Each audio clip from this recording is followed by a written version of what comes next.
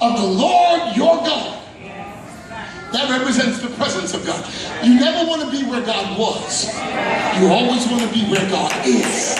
So when you see God moving, move with God. I'm trying to get through to somebody. When you see God moving, move. Look at somebody next to you. I know you hate this and I hate doing it, but look at somebody next to you and say, when you see God moving, move with God.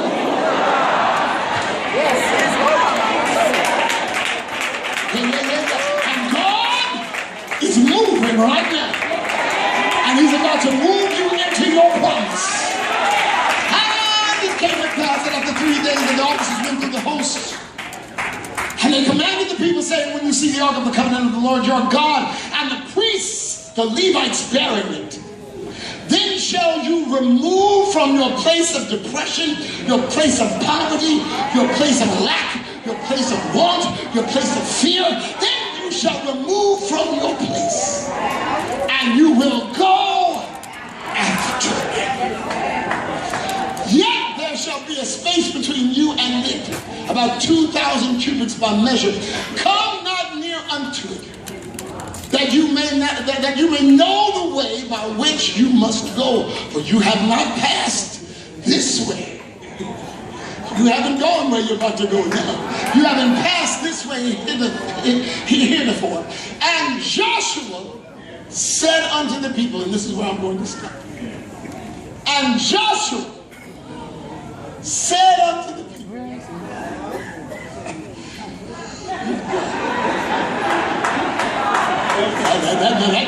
that's it. And Joshua said unto the people what I am commanded to say unto you tonight. And Joshua said unto the people, and Joshua said to the people sitting at 311 North Main Street, Joshua said, sanctify yourselves.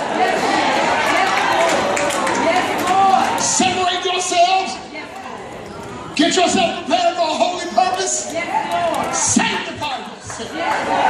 Get away from people who are going in the same direction. Shake yourself free of naysayers. Sanctify yourself. Hook up with people who agree. Hook up with people walking in the same way. Hook up with people who will encourage you. Sanctify yourself. I'm trying to get through this somehow. Sanctify yourself. Why do I have to sanctify? Why do I have to consecrate? Why do I have to separate? Because God. Sanctify yourself. For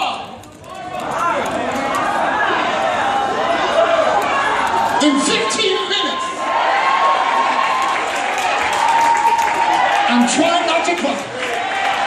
For tomorrow, you are literally 15 minutes away from your tomorrow.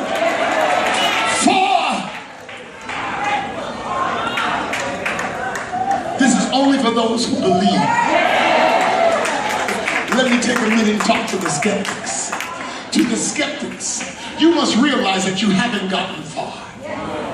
To the skeptics, you must realize that your skepticism has paralyzed you. I'm not, you're still in the same do nothing that you were. You're still in the same lack that you were in. Your skepticism has kept you back from the promises. Or your doubt and your disbelief causes you to miss the blessings. Well, there's somebody sitting next to you who they've been holding on. And they've suffered lack, but they still held on. And they didn't doubt the word of God. They knew that in the right time, at the right season, God's going to change this situation. So there's somebody here that said, I just held on. I have nothing better. I have nothing else I could do but hold on. I held on when other people spoke disbelief. I held on when other people thought I was crazy. I held on when my enemies were watching me go down and they thought I was down to the count. But no, don't get me wrong. Although I may suffer, I'm still going to reign. There's not anything that I go through that God has not ordained. And if God has ordained the problem, He's going to take me through it to the promise. This is just a process. Somebody hear me. This is just a process. But in 12 more minutes,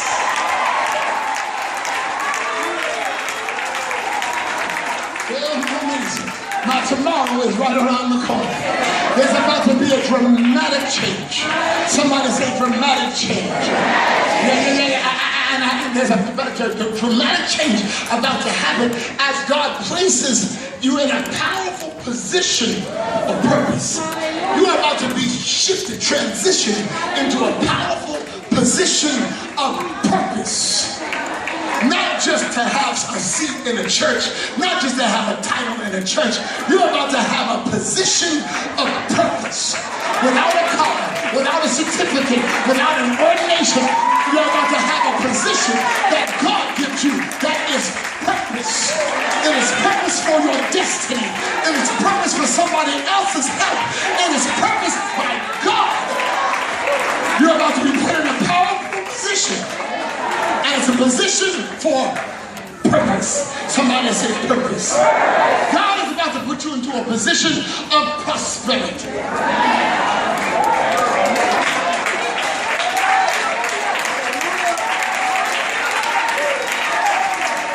Now, you are not prosperous when you get something in your hand. You are not prosperous when you go to when you have a bank account. You're not prosperous when you've got a wealth of finances. That doesn't make you prosperous. You're prosperous when your mind changes.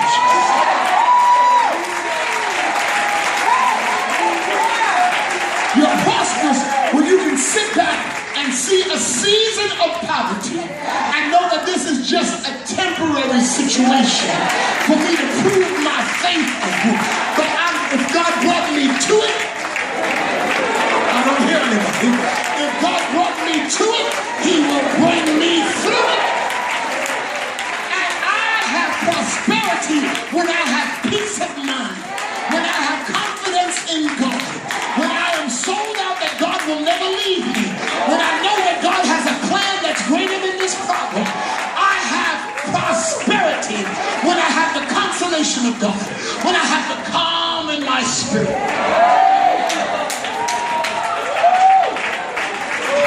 Anybody prosperous in this room? So that way when the finances come, you won't live for the finances. You'll live by your faith. And the finances will serve a purpose. No, you're not going to be broke always, but your money is not your qualification. Your faith in God is.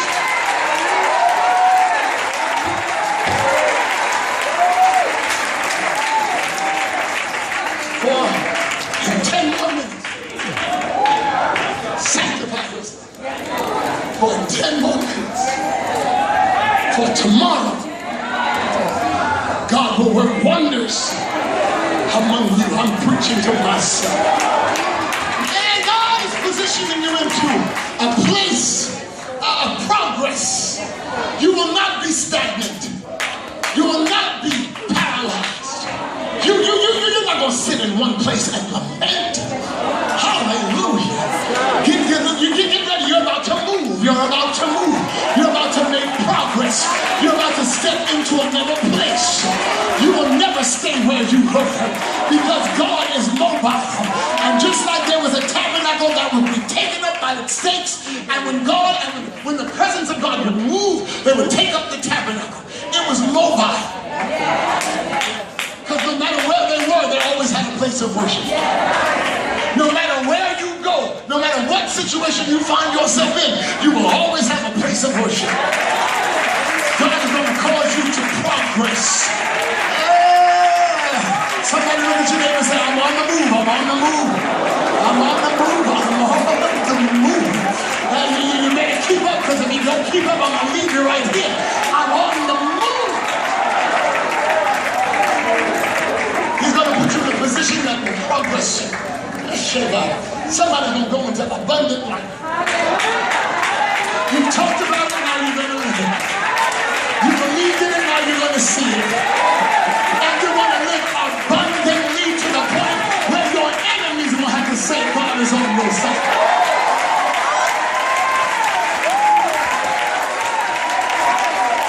Hallelujah.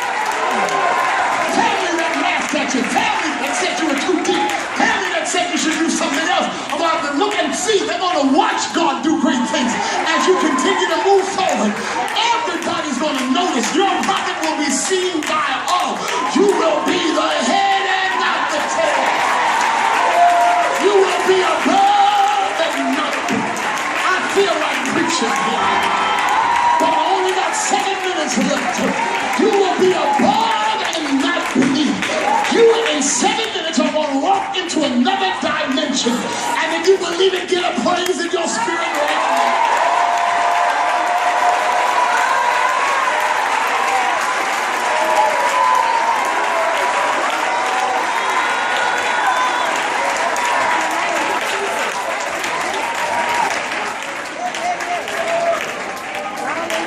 As I lay in my room today, I'm asking God, okay, now, yes, give me what to say. Just keep writing. Just keep writing. God said something that was very unique to me. Keep writing. Keep writing. He said, tell the people that the planning Right. that they did in their past, it's going to put you into motion in this next season. There are a lot of you that sat back and planned and you didn't see those plans come to pass. You sat back and organized and strategized. And some of you didn't see it come to pass. Some of you felt like it slipped through your fingers. But the planning that God gave you is going to progress in this season. No, really. I'm just telling you what I heard as I lay on my bed today. The planning that you did in your past is going to be put into motion in this season. The preparation past is going to bring progress present. Now, if any of you are like I am, you sit down and you get inspiration and you just go to writing. I've got notebooks with writings. I just wrote the things that God put in my spirit. I've been doing that since I was 17 years old. The first time I did that, I was 17. In 1977, I still got the notebook at home. Still got the notebook. What was the plan? I'll tell you in 2 minutes because we only got 5 minutes left. The plan, I sat down in my mother's house after I came home from school, and I started writing all the singers that would sing with me, and how they would stand and how they were groups. And at 17 years old, I started making preparation. And I got excited just by the writing. To this day, I still got the notebook from 77. And I planned and I wrote it out. And these would be the sopranos, and these would be the altos, and these would be the tenors. Hallelujah. And I saw it took years. But when I finally got to the point where the music started to come alive, I went back and got my notebook. And I strategized it like I saw it when I was 17. Y'all don't hear me. My first concert, I was 19 years old. It was at Greater Second Baptist Church in Freeport. Right here in Freeport, not knowing I was going to be a pastor in Freeport. My first concert was in 1979 at Greater Second Baptist Church. And I took my notebook and what I had prepared years before, I saw it come to pass. I saw it come to pass. And everything that I wrote from that point on, I've seen it come to pass. Hallelujah. I've seen it come to pass. And now I'm sitting back and I'm still writing. I'm still taking my time. I'm still writing things down. Because in 2015, I'm going to see it come to pass. I'm going to see it come to pass because God does not inspire for it to expire. I'm speaking life into somebody. I'm breathing life back into somebody. God does not inspire you for that inspiration to expire. If He breathed it in you, no matter how many times it did not work in days gone by, it will come to pass. It will come to pass. Your preparation past is going to lend itself to your progress present. Watch what happens. Pastor Burns, watch what happens. Pastor Lassus, watch what happens. Pastor Moore, watch what happens. Pastor White, watch what happens. I've calmed this thing down so that we can go in the next 2 minutes. I praise our way out of 2014. The same way you end the year is the way that you're going to live the next year.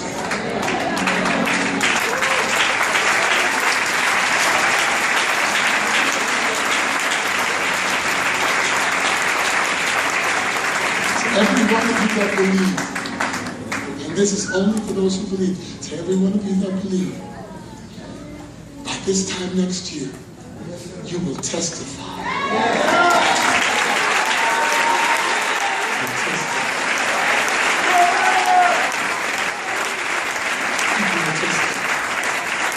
We have 2 minutes left before we go into our real praise out of this year to the next. If there's anybody here that is living in sin, I give you the opportunity to close the year. Lay your sins down at the feet of Jesus. Give your life over to that. You have 1 minute.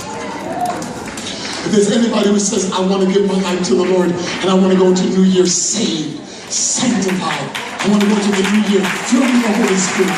I want to go into the New Year cleansed. If that is you, I want you to come down real quick. You only got 30 more seconds.